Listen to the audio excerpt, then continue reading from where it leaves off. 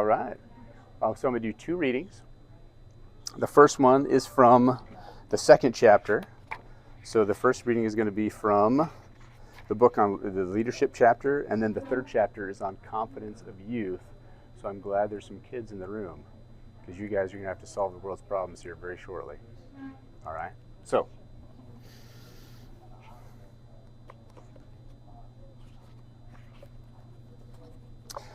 this reading is from chapter 2 on leadership. I learned other key components of leadership and team building from Coach Mike Krzyzewski, also known as Coach K, the legendary Duke basketball coach. I spent a few years as an assistant professor at Duke University, and the highlight of my time there was when Coach K himself gave a presentation on leadership to our residency program. It was residency recruiting season, and my initial thought was that he had been roped into a recruiting stunt for the university. While this still would have been very cool, within the first 10 minutes it became very apparent it wasn't a stunt, but the most incredible leadership presentation I would ever see. He asked not to be recorded. I couldn't get my phone out, so I was taking notes on the phone. I was scrambling to get all the notes down, and it was 2 hours of pure brilliance. He boiled his leadership style down to these simple traits: honesty, accountability, and ownership. He had such great stories, including those of coaching the 2008 Olympic basketball team.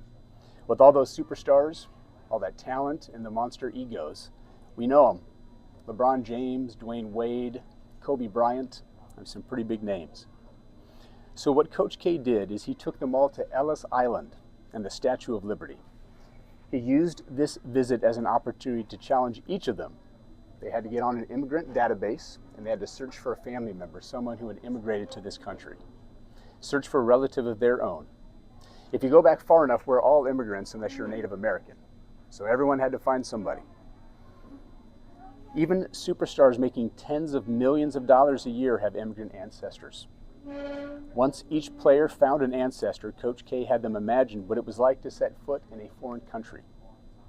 He had them think about what they had to do to survive, to be successful, and to leave a legacy for their own families. He had them imagine how proud that ancestor would be to see what they had become. He then had them write down the name of that family member who had the biggest impact on their lives, or maybe a grandparent, a parent, maybe a coach or volunteer. Once they had written this down, he played the national anthem right there on Ellis Island, looking at the Statue of Liberty.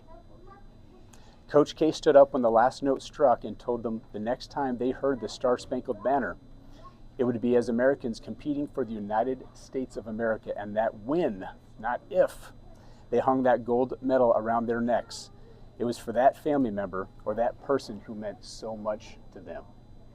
That's incredible. The goosebumps when I heard him say it, it was unbelievable.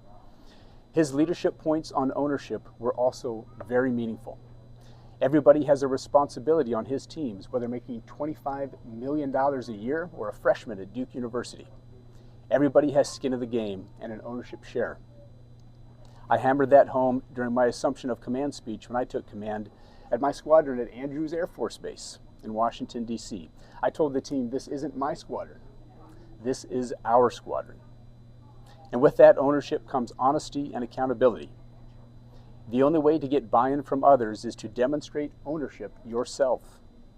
Whether it was scrubbing the occasional toilet or putting in late nights, taking ownership must be demonstrated by example.